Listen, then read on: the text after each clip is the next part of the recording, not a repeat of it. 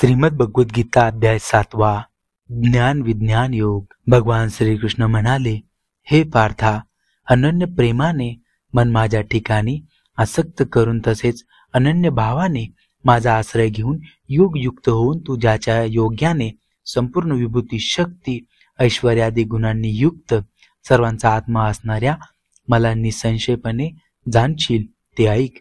मी तुला विज्ञानसह तत्वज्ञान संपूर्ण सांगेल, जे जाणले असता या जगात पुन्हा दुसरे काही जाणाव्याची आवश्यकता राहणार नाही।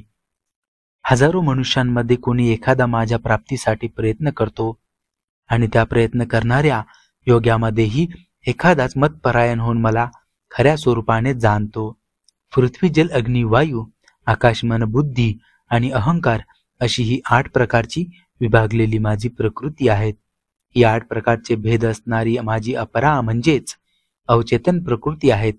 आणि हे महाभाव अर्जुना, हिच्याहून दुसरी जिच्या योगे सर्व जग धारण केले जाते ती माझी जीवरूप परा म्हणजे चेतन प्रकृती समज। सर्व सजीव मात्र या 2 प्रकृतीपासूनच उत्पन्न झालेले आहेत आणि मी जगाची उत्पत्ती आणि प्रलय आहेत, अर्थात सर्व जगाचे मूळ कारण आहेत ते तू जाण।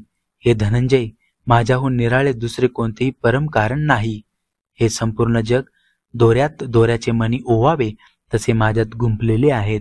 हे कुंतीपुत्र अर्जुना, मी पाण्यातील रस आहे, चंद्र सूर्यातील प्रकाश आहे, सर्व वेदांतील ओंकार आहेत, आकाशातील शब्द आणि पुरुषातील पुरुषत्व आहेत। मी पृथ्वीवरील पवित्र गंध आणि अग्नीतील तेज आहे, तसेच सर्व सजीवांचे जीवन आहेत आणि तपस्यातील तप आहेत। हे पार्था, तो संपूर्ण सजीवांचे सनातन कारण मला समज। मी बुद्धिमानाची बुद्धी आणि तेजस्व्याचे तेज आहेत। हे भरत श्रेष्ठा, मी बलवानांचे आसक्तीरहित व कामनारहित बल म्हणजे सामर्थ्य आहेत आणि जे सर्व सजीवातील धर्माला अनुकूल अर्थात शास्त्राला अनुकूल असा काम आहेत। आणखीही जे सत्वगुणांपासून रजोगुणापासून आणि तमोगुणापासून उत्पन्न होणारे भाव व पदार्थ आहेत ते सर्व माझ्यापासूनच उत्पन्न होणारे आहेत असे तू समज। परंतु वास्तविक पाहता त्यांच्यात मी आणि माझ्यात ते नाहीत। गुणाचे कार्य असणाऱ्या सात्विक, राजस आणि तामस या 3 प्रकारच्या भावांनी हे सारे जग सजीव समुदाय मोहित झाले आहेत। त्यामुळे या 3 गुणांच्या पलीकडे असणाऱ्या अविनाशी अशा मला ते ओळखत नाहीत, कारण ही अलौकिक अर्थात अति अद्भुत त्रिगुणात्मक माझी माया अपार होण्यास फार कठीण आहेत। परंतु जे केवळ मलाच निरंतर भजतात ते या मायेला ओलांडून जातात, म्हणजे संसारातून तरून जातात। मायेने ज्यांचे ज्ञान हिरावून घेतले आहेत असे आसुरी स्वभावाचे पुरुषांमध्ये नीच असणारे दुष्ट कर्म करणारे मूढ लोक मला भजत नाहीत। हे भरतवंशीयामध्ये श्रेष्ठ अर्जुना, उत्तम कर्म करणारे अर्थात ती आर्त जिज्ञासू आणि ज्ञानी असे 4 प्रकारचे भक्त मला भजतात। त्यापैकी नेहमी माझ्या ठिकाणी ऐक्यभावाने स्थित असलेला अनन्य प्रेम भक्ती असलेला ज्ञानी भक्त अतिउत्तम होय, कारण मला तत्वज्ञ जाणणाऱ्या ज्ञानी माणसाला मी अत्यंत प्रिय आहे आणि तो ज्ञानी मला अत्यंत प्रिय आहे। हे सर्वच उदार आहेत, परंतु ज्ञानी तर साक्षात माझे स्वरूपच आहे असे माझे मत आहे, कारण तो माझ्या ठिकाणी मनबुद्धी असणाऱ्या ज्ञानी भक्त अतिउत्तम गती स्वरूप अशा माझ्यामध्येच चांगल्या प्रकारे स्थित असतो। पुष्कळ जन्मांच्या शेवटच्या जन्मात तत्वज्ञान झालेला पुरुष सर्व काही वसुदेवच आहेत असे समजून मला भजतो, तो महात्मा अत्यंत दुर्मिळ आहेत। त्या भोगाच्या इच्छेने ज्यांचे ज्ञान हिरावून घेतले आहेत असे लोक आपापल्या स्वभावाने प्रेरित होऊन निरनिराळे नियम पाळून इतर देवतांची पूजा करतात।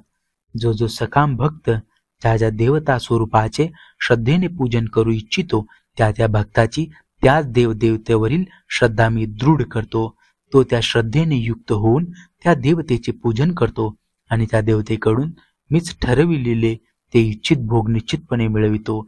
पण त्या मंदबुद्धी लोकांचे ते फळ नाशिवंत असते।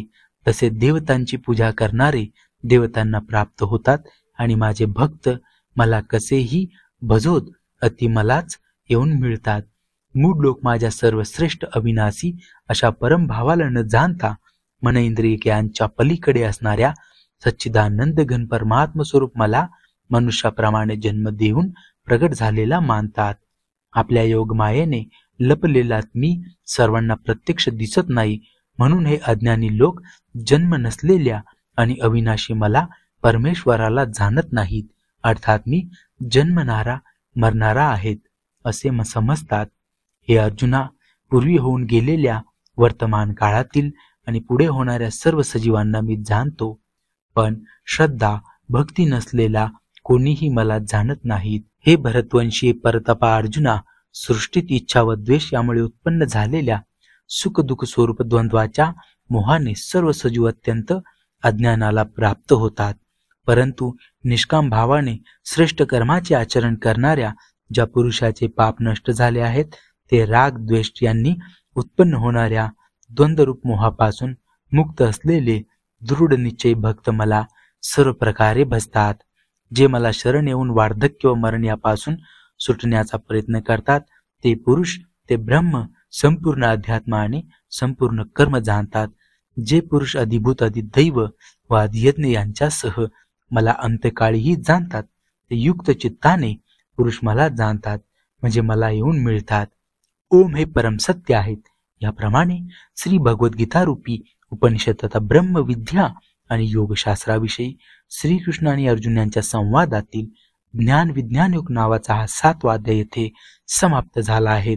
तर आपण भेटूया पुन्हा पुढील भागामध्ये श्रीमद भगवद्गीतेचा अध्याय 8वा. तोपर्यंत जय श्रीकृष्ण.